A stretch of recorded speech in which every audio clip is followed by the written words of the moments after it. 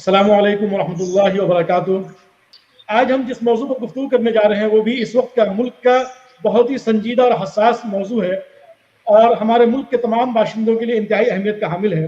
आज का हमारा मौजू है मोहन भागवत का हालिया बयान और भगवा पॉलिसी। नाज़रीन किराम, हमारे मुल्क अजीज़ भारत की हिंदुत्व की सबसे बड़ी प्रचारक तंजीम RSS के चीफ मोहन भागवत ने गुज़िश्ता दिनों ये बयान देकर मुल्क की सियासत में भूचाल पैदा कर दिया है। मोहन भागवत RSS की ज़ैली तंजीम मुस्लिम राष्ट्रीय मंच के गाजियाबाद में होने वाले एक प्रोग्राम में यह बयान दिया कि भारत में हिंदू और मुसलमान अलग नहीं, हम सबका DNA एक है। अगर कोई हिंदू कहता है कि मुसलमान यहाँ नहीं रह सकते हैं तो वो हिंदू नहीं हो सकता। भारत हिंदू राष्ट्र है, यहाँ गाय माता पूजी जाती है, लेकिन उसके नाम पर लिंचिंग करने वाले हिंदुत्व के मुखालिफ हैं। तो सबसे पहला सवाल है हमारा जनाब शाकिब साहब से।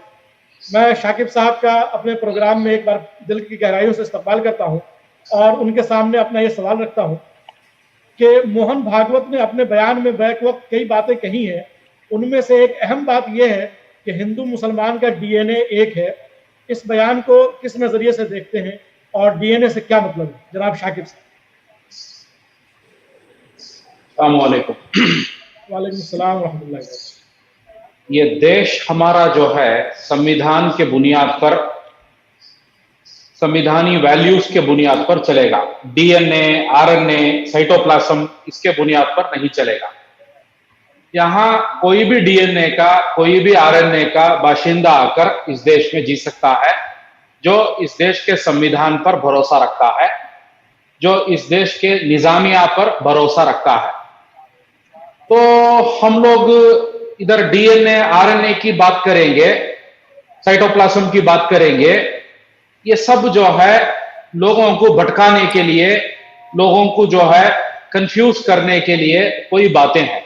अब भारत देश के बहुत सारे लोग कनाडा चले गए, भारत देश के बहुत सारे लोग अमेरिका चले गए, भारत देश के बहुत सारे लोग जो है अलग अलग वतनों के सिटीजन बन गए।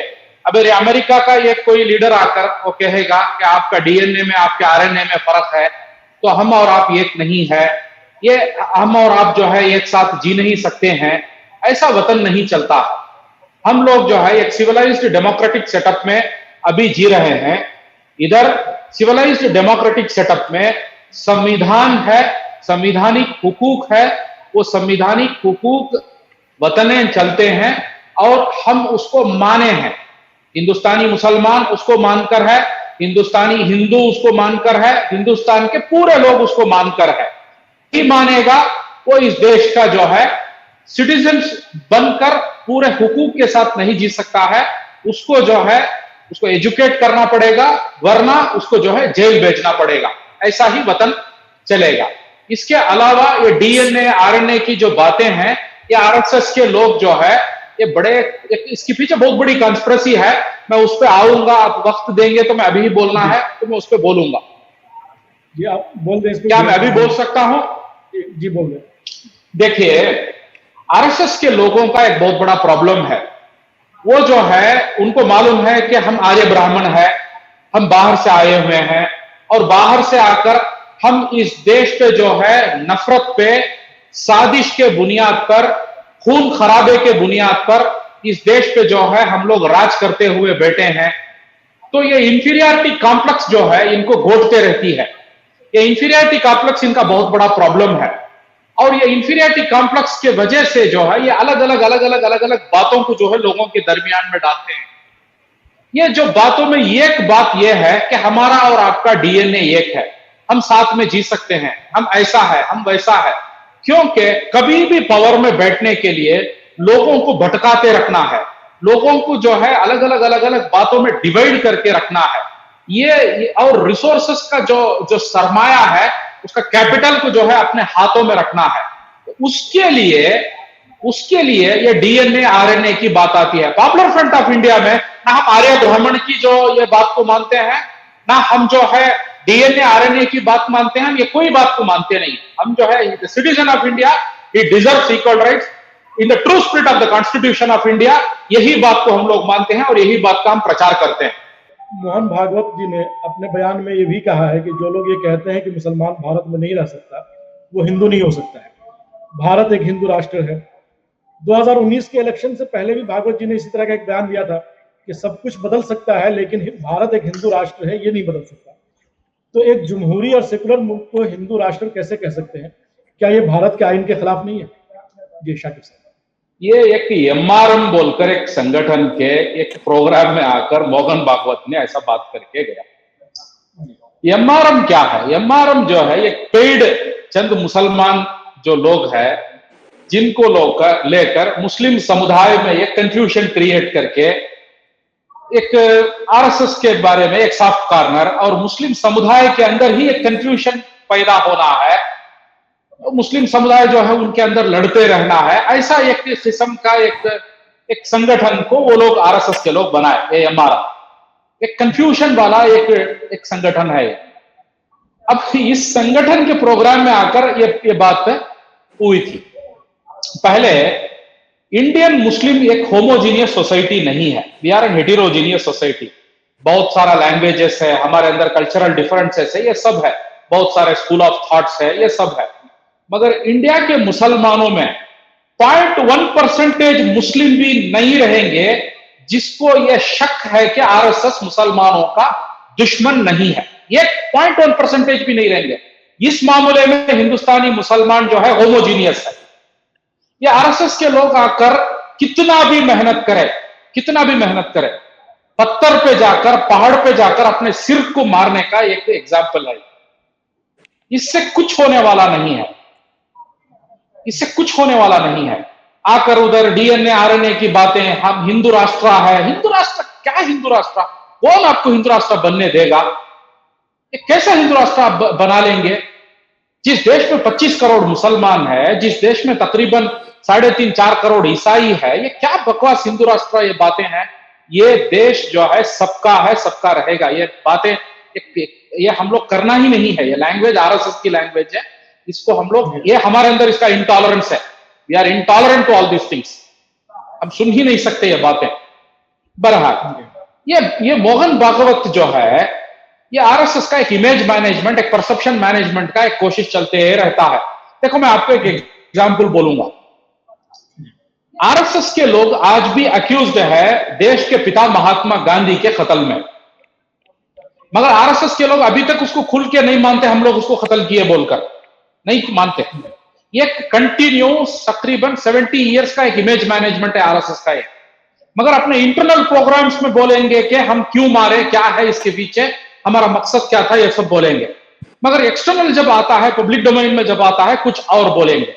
ये इमेज, ये दिन ऐसा आ जाएगा, ये देश उनके एब्सोल्यूट कंट्रोल में आ जाएगा बोल के जो ये लोग ख्वाब देख लेकर है, उस दिन जो है आरएसएस के लोग जो है देश के पिता महात्मा गांधी को दुश्मन ठहराएंगे और उसके कातिल जो नाथुराम गोडसे है उसको हीरो ठहराएंगे। ये आरएसएस का जो है एक वर्किंग स्टाइल है। धीरे धीरे धीरे जो है अनटचेबल टू अनअवॉइडेबल बनना, धीरे धीरे जो है अपने अपने जो है काम को जो है आगे बढ़ाना, इसी का एक कोशिश है था। ये एक मुसलमानों के दरमियान में आकर एक बात करके जाना, मगर इसमें जो है not even 0.1% there is impact in the Muslim community, कुछ इंपैक्ट नहीं है। ये पेड एजेंट्स जो है जिनकी जिंदगी, जिनका सरमाया आरएसएस को खुश करने में है, ये लोग आकर मुस्लिम्स में थोड़ा ये वो बोलेंगे, मगर मुस्लिम कौम जो है दोनों कान में रुई रखकर इन लोग को सुनती है।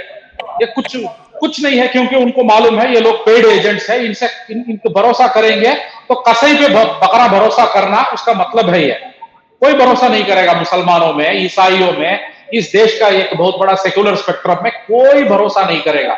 आरएसएस के लोग कोशिश करते ही रहना है, मगर इसमें उनको 1% भी फायदा होने वाला नहीं है। हकीकत में आरएसएस के लोग करना है तो क्या करना है?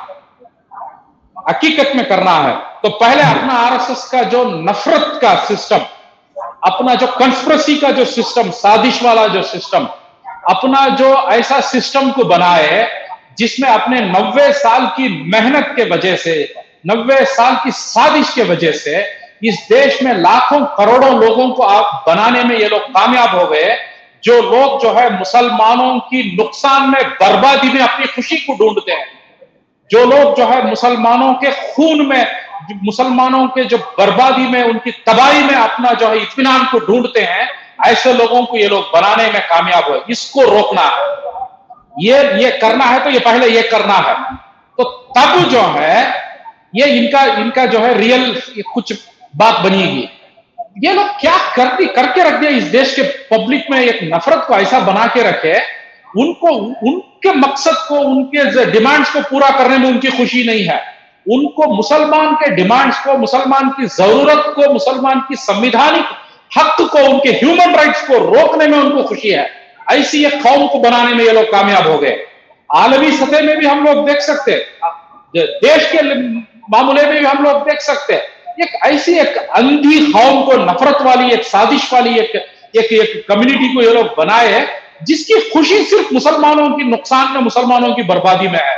तो ऐसे एक आरएसएस के लोग आकर मुसलमानों के दरमियान में एक बात बोल के जाएंगे, तो मुसलमान भारत के देश के लोग वी आर हेटेरोजीनियस, हम लोग होमोजीनियस सोसाइटी नहीं है, मगर इनको परखने में तो हम लोग हेटेरोजीनियस सोसाइटी नहीं है, और इनके खिलाफ काम करने में, इनके मुकाबले में काम करने में हेटेरोजीनियस रहेंगे, मगर इनके इमेज में इनको भरोसा करने में तो हम लोग हेटेरोजीनियस सोसाइटी नहीं है। ये आरएसएस के लोग समझना जरूरी है। शाकिब साहब, जो भागवत जी के जो बयान था उसका एक आखिरी जुमला ये भी था, उसका मतलब मैं चाहता हूं कि आप उसको किस नजरिए से देखते हैं, उस पर आप रोशनी डालें।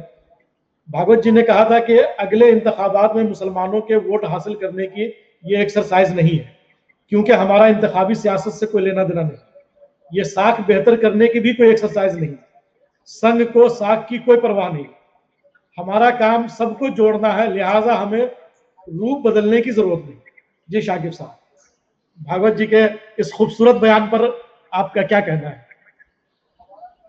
हमें भी कोई परवाह नहीं है, संघ का क्या बदलता है उससे हमें भी कोई परवाह नहीं है।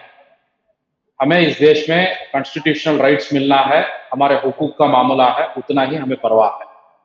ये क्या क्या क्या बदलते हैं हमें भी कोई परवाह नहीं है, वी डोंट रियली केयर।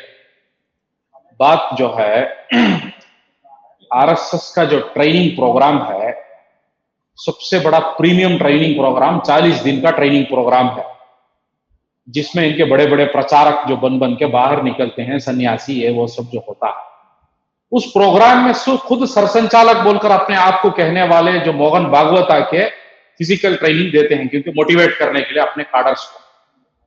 ये 40 दिन के ट्रेनिंग में कम से कम 30 दिन नफरत, साजिश, झूठ, यही चीज रहती है। 30 दिन उधर बैठकर हिंदुइज्म के बारे में, साधु संतों के बारे में, वेदास के बारे में, उपनिषद के बारे में बहुत कम होता है। उधर होता है तो यही होता है। तो ये लोग आकर एक बोलकर चले जाएंगे, तो इसमें क्या बुनियाद है? थोड़े इनका पेड मीडिया से एक आधा घंटे के लिए खुश हो सकते हैं, उछल उछल के, कूद कूद के बात कर सकते हैं, डिबेट चला सकते हैं, यह हो सकता है, मगर इसमें इन रियलिटी कुछ नहीं होगा। वो आरएसएस वालों को भी मालूम है, उनका एक मीटिंग में एक फैसला होके रहेगा, ये सरसंचालक को ये जाके करके आना है, लेट अस ट्राई दिस, क्योंकि उनका मीटिंग काउंसिल सिस्टम सब है, तो उनके काउंसिल में एक फैसला होके रहेगा, ये ट्राई एक्सरसाइज जाके ट्राई करना है। और मोहन भागवत को खुद भरोसा नहीं है इस एक्सरसाइज में, खुद भरोसा नहीं है। क्या फैसले के लिए आकर एक प्रोग्राम करके गए, उतना ही है, इसमें कुछ होने वाला नहीं है। और हम लोगों को भी इसमें इतना ज्यादा इंटरप्रिटेशन करके एक एक अल्फाज को, अंडरस्कोर को, कमा, फुल स्टॉप को पढ़ने की भी जरूरत नहीं है। आरएसएस हमारा दुश्मन है, हमें बर्बाद करने के लिए, इस देश में ये हालात में लाने के लिए, इस देश को जो है हिंदू और मुसलमान के इसमें तोड़कर ये देश को जो है एक नफरत की आग में डालने का वजह आरएसएस है। तो हमें हमारे देश का संवैधानिक हुकूक को पाने के लिए आरएसएस के साथ डेमोक्रेटिकली, लीगली मुकाबला करना है, इतना ही हमें परवाह करना है, इतना ही हमें सोचना है। इसके अलावा आरएसएस का मोहन भागवत कल आकर मैं मुसलमान भी बन गया करके बोल के गया, हमें परवाह नहीं, वी रियली डोंट केयर, हम उसमें कुछ सीरियस नहीं लेंगे। It has to be tested with a pinch of salt, ऐसा मामला है ये। क्योंकि पिछले 70 सालों में हजारों बच्चे, जो मुसलमान बच्चे झूठे मुकदमों में, जेलों में जो सड़कर उनकी जिंदगियां बर्बाद हुए, उसका कोई हिसाब नहीं है। दंगे फसादातों में जो बर्बादी हुई, उसका कोई हिसाब नहीं है। हजारों फैमिली तबाह हो गए, बर्बाद हो गए, ये आरएसएस के वजह से, इनका मुखौटे के वजह से, इनके पॉलिटिक्स के वजह से। कैसे ये लोग पावर में आए? क्या सर्विस देकर लोगों को अपना पॉलिटिकल एजेंडा को जाकर कन्विंस करके ऐसा आए सर्विस पावर में? हिंदू और मुसलमान बनाकर आए। अभी देखो यूपी इलेक्शन में ये लोग क्या क्या करेंगे, यूपी इलेक्शन में कैसा कैसा लोगों को डिवाइड करेंगे। देखो, हो सकता है इस प्रोग्राम का 2-3 क्लिप भी निकाल देंगे, यूपी इलेक्शन में बहुत चलेगा उसका क्लिप। तो इधर हम बात करने वाले भी सोच के बात करना है कि बंगाल में मुसलमान एक होकर वोट किया, तो ये डालेंगे कि बंगाल में मुसलमान एक होकर वोट किया तो यूपी में हिंदू एक होकर वोट करना है। They will divide people into Hindu and Muslims. We have to be careful. Hindu और मुस्लिम बोल के बात ही नहीं है इस देश में। जो इस देश में कोविड के वजह से ज्यादा तबाह और बर्बाद हुए, गंगा में जो लाशें पड़े थे हिंदुओं के पड़े थे, मुसलमानों के नहीं थे। कम से कम क्या इस देश में मुसलमान को घर मिला, जाप मिला, कुछ मिला? क्या नहीं मिला, मगर इज्जत से कफन तो मिला। उसको दफन करने वाले 4 लोग थे, वो तो मिला इस देश के। क्या दैट वाज गिवन, उतना तो मिला। मगर इधर क्या मिला वो मोहन भागवत आके बोलना है कि क्या मिला बोलकर। तो दे विल डिवाइड। यूपी में क्या हो जाएगा? तो यूपी में जो है किसान, यूपी में दलित, यूपी में जो है इस बार राजपूत का जो राज चला है, इस बार जो है ठाकुर का जो राज चला है, वो ठाकुर का जो जुल्म हुआ है, वो ठाकुर जुल्म के खिलाफ जो है संवैधानिक हुकूक पाने के लिए लोगों को एकजुट होकर लड़ना पड़ेगा। यही नैरेटिव हम लोग जो है लोगों के सामने रखना पड़ेगा। नहीं तो एक एक अल्फाज को ये लोग उठाएंगे। इनका सोशल मीडिया वार रूम कैसा काम किया? फलस्तीन और जो गाजा का जो मामला चल लेकर था, क्या वार रूम इनका काम किया? कैसे काम किए ये लोग? तकरीबन 2 लाख ट्वीट ये लोग करते हैं एक दिन के अंदर बैठकर। क्या कैसा सिस्टम इनका काम किया? हाँ, बहरहाल इस देश के इंसाफ पसंद लोगों ने 5 लाख ट्वीट किया फलस्तीन के मजलूम लोगों के लिए। इनका और इजराइल का कोई कनेक्शन नहीं है। बस 2 लाख ट्वीट ये लोग जो है इंडिया स्टैंड्स विद इजराइल बोलकर जाके किए।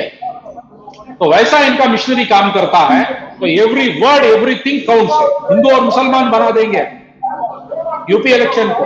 तो we have to be very careful when dealing with this kind of enemy who is a master in conspiracy, who is a master in dividing people in the name of caste, creed and religion। तो बहुत संजीदगी से जो है इनको deal करना बहुत important है। और इनका मोहन भागवत का स्टेटमेंट को इससे ज्यादा डिकोड करने का जो है एड्स नो वैल्यू बोलकर मैं समझता हूं कि 1 से 1.5 मिनट में अपना पैगाम देशवासियों के नाम में इस हालत में हमें किस तरीके से रहना चाहिए। शाकिब साहब, देखिए, हमें मालूम है कि इस देश का प्रॉब्लम क्या है। इस देश में बहुत सारे प्रॉब्लम्स है, इसमें कोई डिसएग्रीमेंट नहीं है। अनएम्प्लॉयमेंट का इश्यू है इस देश में, जो है बहुत इश्यूज है, क्या उसमें कोई दो डिस्कशन डिबेट नहीं है। मगर सबसे बड़ा इश्यू जो है इस देश में कम्युनल हेट, और उस कम्युनल हेट के साथ जुड़ा हुआ एक क्रोनी कैपिटलिज्म, ये सब जो है इस देश के बहुत बड़े इश्यूज है। इसको हम लोगों को फेस करना है। जब आप फेस करने के लिए निकलेंगे, यकीनन इसको फेस करने के लिए हिम्मत की जरूरत है। हिम्मत के बिना इतने बड़े ताकतवर लोगों को हम फेस नहीं कर सकते हैं। एक कहावत है, पुरानी कहावत है, when you hit the emperor will hit you back and he is more powerful than you. आप जाके आरएसएस के लोगों को, जालिमों को जाकर आप डेमोक्रेटिकली आप उनको फेस करने के लिए जाएंगे तो डेफिनेटली आपके ऊपर झूठे मुकदमे डालेंगे, हो सकता है आपको जेलों में डालेंगे, हो सकता है आपको प्रॉब्लम फेस करना पड़ेगा। मगर कम से कम आज कर लो, वरना कल के दिन आने वाले इस देश का नस्ल, दलित, मुसलमान, हर एक पिछड़ा वर्ग बद्दुआएं देंगे हम लोगों को। यह हमें मानना पड़ेगा और इसके लिए हम रद्द अमल करना पड़ेगा। और दूसरी बात, बहुत सारे लोग मानते हैं कि इस देश का प्रॉब्लम क्या है, मगर इसको फेस करने के लिए एक जस्टिस का एक अलायंस बनाकर हम लोगों को काम करना पड़ेगा। एक कॉमन मिनिमम प्रोग्राम के ऊपर हम लोगों को काम करना पड़ेगा। अलग अलग फ्रैगमेंटेड काम है, दलित संगठनों का अलग अलग काम है, मुस्लिम संगठनों का अलग अलग काम है, आदिवासियों का अलग अलग काम है, किसानों का अलग अलग काम है। हम एक कॉमन मिनिमम प्रोग्राम के ऊपर इंसाफ के लिए, इस देश में इंसाफ का एक निजामिया कायम होने के लिए, अमन कायम होने के लिए हम लोगों को जो है ये कॉमन मिनिमम प्रोग्राम के ऊपर आना पड़ेगा। हम लोगों का विचारधारा अलग अलग हो सकता है, हम लोगों के खुदा अलग अलग हो सकते हैं, हम लोगों का जबान अलग अलग हो सकता है, तहजीब अलग अलग हो सकता है, मगर इंसाफ के बुनियाद पर हम लोगों को ये खोना पड़ेगा, वरना ये सब बकवास हम लोग करते रहेंगे मगर हमारे जमीर को मालूम है हम लोग जो है कहीं ना कहीं बंधे हुए हैं। ये बंधे हुआ जो एटीट्यूड है ये कोई रिजल्ट नहीं लाएगा। We may have to compromise on certain things, but not on justice, but not on peace, but not on delivering justice to the people who are pleading for justice for years together. तो इस बात के ऊपर हम लोगों को आना पड़ेगा, वरना जो है हम रिजल्ट नहीं ला सकते, सेटिस्फेक्शन ला सकते, इत्मीनान मिलेगा। हम ये किए, हम वो किए, हम ऐसा किए, हम वैसा किए, थोड़ा थोड़ा हम लोग एक चार्ट्स बना ले सकते हैं, ये सब मिलेगा मगर रिजल्ट नहीं मिलेगा। जिस रिजल्ट इस देश के लिए अभी जरूरी है, यहाँ के लोग उसके लिए तरस रहे हैं, people are thirst of it, तो उसके लिए हम लोग एक कॉमन मिनिमम प्रोग्राम के ऊपर जुड़ना पड़ेगा, जुड़कर हम लोगों को काम करना पड़ेगा, तब जो है एक अच्छा जो रिजल्ट हम जो चाहते हैं वो यकीनन आएगा और ऊपर वाले की मदद भी हम लोगों के साथ होगी इंशाअल्लाह। इंशाअल्लाह। जी शुक्रिया।